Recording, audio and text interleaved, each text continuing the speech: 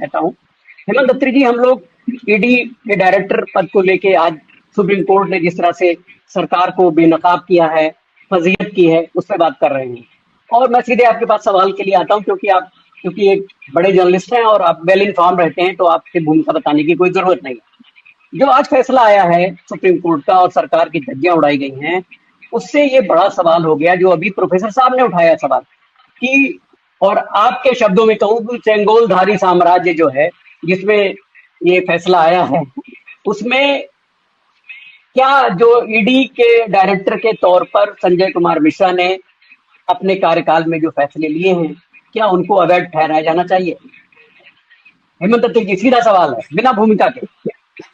देखिए यूसुफ जी, आज का जो फैसला है जी सुप्रीम कोर्ट का, मैं जी क्योंकि छोटी मोटी पोस्ट पे मैं भी रहा हूं, एक जुडिशियल असाइनमेंट मेरी भी थी 5 एक साल के लिए।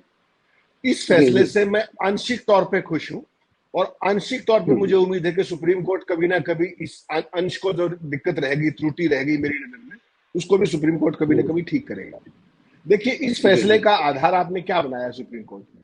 ये जो फैसला है यूसुफ जी, ये हिंदुस्तान के जो लोकतंत्र की जो आज स्थिति है उसमें आंशिक मील का पत्थर साबित होगा, ये मुझे कहने में कोई गुरेज नहीं है।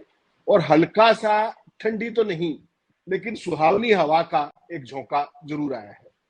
अगर इसकी बारीकियों में अगर आप जाएंगे तो टेक्निकली और लीगली सरकार ने ये कानून बनाया और ऑर्डिनेंस के जरिए लाए कि सीबीआई और ईडी के डायरेक्टर्स 5 साल तक अपने पद पर रह सकते हैं। अगर वो अध्यादेश ठीक है, सरकार, ये सुप्रीम कोर्ट ने क्या आज की बेंच ने कहा है, तो इनकी नियुक्ति गलत कैसे है? इनकी एक्सटेंशन गलत कैसे है?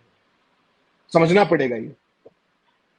कोर्ट ने क्या कहा कि इनकी जो पिछली 2 एक्सटेंशन है नवंबर 2021 के बाद की, वो गलत है। जी और वो जी। जो एक्सटेंशन है वो किस बेसिस पे है? वो उस ऑर्डिनेंस के बेसिस पे तो है। तो नियुक्ति गलत कैसे होगी और ऑर्डिनेंस ठीक कैसे होगी? ये मेरा एक कानून के स्टूडेंट होने के नाते मेरा एक सवाल है।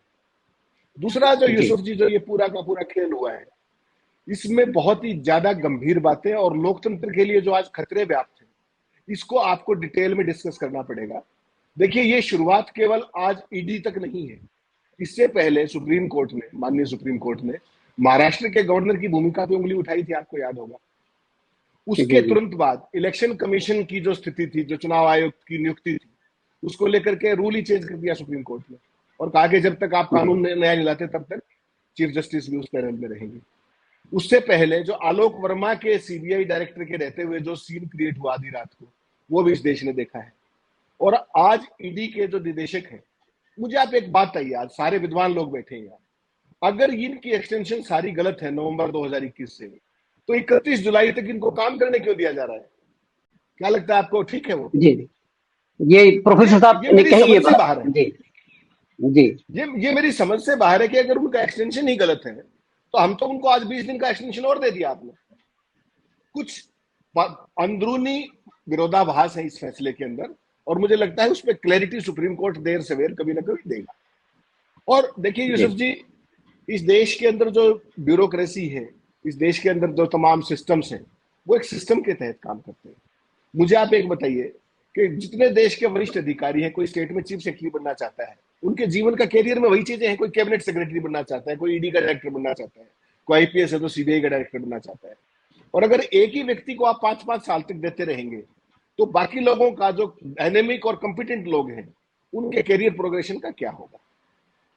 जहां तक ईडी की जब आप बात की, आपने स्पेसिफिक सवाल किया, तो ईडी का जो पिछले 5 साल में जो भूमिका रही है, नवंबर 2019 के बाद, 18 के बाद जिस तरह की भूमिका रही है, वो बेहद चिंतनीय है। जब से ईडी का गठन हुआ है, मैं अपने सारे साथियों के संज्ञान में लाना चाहूंगा, ईडी के पास 5500 कुछ केस हैं आज तक के पूरे इतिहास के, और 2720 केस केवल इन 5 सालों के हैं, पौने 5 साल के। कल्पना कर सकते हैं आप? केवल कल्पना कीजिए, 122 नेता, और जिनमें से 95% विपक्षी हैं। भूल जाइए व्यापारी कौन है और दूसरे विपक्षी दलों को फंडिंग करने वाले कौन है, फाइनेंसर कौन, छोड़ दीजिए। 122 नेता ईडी के रडार पे हैं, और जिनमें से 95% विरोधी दलों के। तो कहीं ऐसा तो नहीं है कि जो मौजूदा ईडी डायरेक्टर, जो बहुत अनसेरिमोनियसली जिनको अब जाना पड़ेगा, कि वो विपक्ष मुक्त भारत का सपना साकार कर रहे थे? ये कहने में आज तो किसी को संकोच नहीं होगा, क्योंकि सुप्रीम कोर्ट ने भी कुछ सोच के कहा बहुत होगा। और बहुत सुप्रीम बड़ी कोर्ट बात ने कही आपने। इस बिल्कुल, बिल्कुल। सुप्रीम जी, कोर्ट ने इससे पहले जब विपक्षी दल ईडी को लेकर के सुप्रीम कोर्ट में गए थे, तो सीजीआई की बेंच ने वही पिटीशन रिजेक्ट भी की थी, अगर आपको याद हो तो, आज से 1-2 महीना पहले। आज जी, की जो परिस्थितियां हैं, ये पूरे देश के लोकतंत्र और सभ्य समाज के लिए सोचने की जरूरत है कि गवर्नर के पद की हालत क्या हो गई है, चुनाव आयोग की क्या हो गई है, सीबीआई डायरेक्टर के सामने जो सीन क्रिएट हुआ, और ईडी के डायरेक्टर की जो भूमिका है। ये कोई छोटी बात नहीं है यूसुफ जी। बिल्कुल। 1984 बैच के इंडियन रेवेन्यू सर्विस के अधिकारी थे अपने मिश्रा साहब। क्या वो, आज तो एक और भी चुटकुला चल रहा था कि उन्होंने ईडी में लॉन्गेस्ट सर्विंग उसका अपना एक टर्म का इतिहास दर्ज किया। जी, तो मेरी तो चिंता ये थी कि मोदी जी इतने प्रभावशाली व्यक्ति को खाली कैसे बैठने देंगे। तो जैसे मिश्रा जी, जो अपने क्या नाम है, जो पिछले चीफ जस्टिस थे, वो राज्यसभा में गए, तो मेरे को तो ये भी है कि इनको आप कहाँ यूज करेंगे। इनकी तो बड़ी भारी सेवाएं हैं। जी, पूरे जी, विपक्ष जी, को निष्प्रनाबूद जिस तरीके से किया इन्होंने 5 साल, 5.5 साल में, 4.5 साल में, इनको क्या पद देंगे आप? पद स्थापित तो करना पड़ेगा, पुनर्वास तो करना पड़ेगा। ऐसी प्रतिभा को आप जी, खाली नहीं रख सकते, जिन्होंने सरकार को जी, इतना उपकृत किया है, कृतार्थ किया है। लेकिन ये सब कहते हुए बेहद भारी मन से मैं एक बात और कहना चाहता हूँ कि जो पूरे देश के जो गवर्नेंस के सिस्टम थे, वो कहाँ चले गए। सुप्रीम कोर्ट ने आज फिर भी लाज बचाई है, फिर भी एक आंशिक राहत दी है पूरे देश को, कि देश को डंडे के सहारे नहीं आंका जा सकता, देश को जेल के खतरे को दिखा करके नहीं आंका जा सकता। लेकिन क्या इसके बाद ये रुक जाएगा सब? जो अगले ईडी डायरेक्टर आएंगे, ये तो बहुत क्रूशियल समय है, और ये मानना पड़ेगा आपको कि बहुत बड़ा झटका है सरकार के लिए, क्योंकि चुनावी वर्ष है, चुनावी वर्ष शुरू हो चुका है, 10 महीने बचे, और नवंबर तक ये महाशय क्या क्या करते, इसकी कल्पना तो कोई कर ही सकता है, कल्पना ही कर सकता है। जी, और जो बिल्कुल। इन्होंने जांचें की हैं, जो इनका पूरा कैरियर प्रोग्रेशन है, अगर आप देखेंगे, ये कभी चिदम्बरम के बहुत नजदीकी होते थे, बहुत नजदीकी होते थे, और उसके बाद ऑल ऑफ ए सडन उनके साथ किसी बात पे इनकी कोई नाराजगी हुई। उसके बाद चिदम्बरम का क्या हुआ, ये भी पूरे देश ने देखा, कितने दिन वो तिहाड़ में रहे। तो क्या इस देश में सिस्टम की बजाय व्यक्तिगत शत्रुता, कोई भी देश का डेमोक्रेटिक इंस्टीट्यूशन, कोई भी देश का सिस्टम व्यक्तिगत को तो उस लेवल पे छोड़ता ही नहीं ना, सिस्टम काम करना चाहिए। आज जिस, जो कहते हैं ना, बड़ी बेगैरत होके तेरे कुचे से निकले हम, आज जब जी, जी, जाएंगे मिश्रा साहब, तो वो अपने जो आने वाले लोग हैं इस पद पर, उनके लिए क्या उदाहरण छोड़ के जा रहे हैं। क्या उनको गर्व होगा इस पद पे आने में, या उनको शर्म महसूस होगी कि सुप्रीम कोर्ट ने इनके बारे में ये कहा गया। तो जी, समझने नहीं, की बात बिल्कुल। केवल ये है, समझने की बात ये है कि इन्होंने कौन कौन से केसेस की जांच की थी, बड़ा महत्वपूर्ण है वो। उस एक्सटेंशन के पीछे खेल अगर आपको समझना है, तो इनके द्वारा जो इंक्वायरी लीड के तौर पे जो जांचें की गई थी, उसमें गांधी परिवार के खिलाफ जांच थी, ध्यान है आपको। राहुल और जी, जी, प्रियंका से 50 घंटे पूछताछ हुई, सॉरी, सोनिया गांधी से। सोनिया गांधी की तबीयत भी ठीक नहीं थी, उसके बाद 50 घंटे पूछताछ हुई।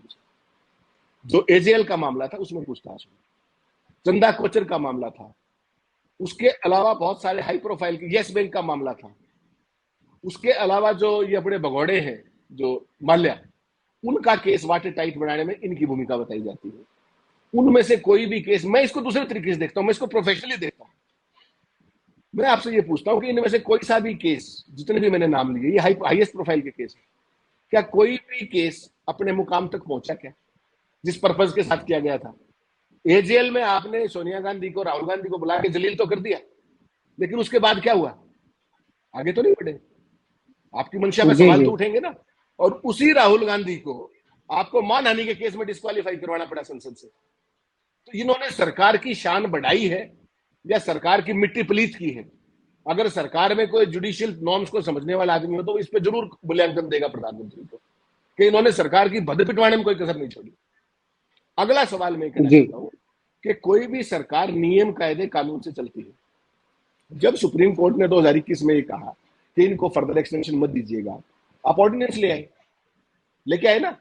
और वही काम आपने जी, हाल ही में दिल्ली की सरकार के साथ किया, ब्यूरोक्रेसी की पोस्टिंग के अंदर। तो इसका मतलब ये है, एम्प्लाइड मतलब ये भी है कि भारत की जो मौजूदा सरकार है, वो सत्ता के मंद में इतनी अहंकारी हो गई है कि वो सुप्रीम कोर्ट की भी परवाह नहीं करती है। आज सुप्रीम जी, कोर्ट जी, का फैसला है, कल आप ऑर्डिनेंस ले आए दिल्ली सरकार के अंदर, लायक नहीं लाए। और सुप्रीम बिल्कुल। कोर्ट कह रहा है कि इनको आगे एक्सटेंशन मत दीजिएगा और उसके बाद ऑर्डिनेंस लाइन करिए, और उसके बाद वो आदमी 1.5 साल नौकरी करता है उसी पद के ऊपर। तो उसके जितने फैसले हैं, क्योंकि देखिए ईडी डायरेक्टर पूरे सिस्टम का हेड है, उस सिस्टम का ईडी के, जहां 2000 से ऊपर कर्मचारी, जहां 5500 मामले पेंडिंग है, वो व्यक्ति नीतिगत फैसले करता है यूसुफ जी, वो छोटे मोटे फैसले नहीं करता। तो इस पूरे 2 साल के 1.5 साल, एक मिनट, उस 1.5 साल के वक्त में उसके जो फैसले हैं, क्या उनकी समीक्षा होगी? क्या उन फैसलों की समीक्षा होनी चाहिए नहीं? अगर वो समीक्षा होगी तो समीक्षा के आदेश कौन करेगा? मिश्रा की नियुक्ति किसने की थी? कैबिनेट कमेटी ऑफ अपॉइंटमेंट्स ना, उसको हेड प्राइम मिनिस्टर करते हैं, होम मिनिस्ट्री है। कौन करेगा आदेश? कौन करेगा समीक्षा?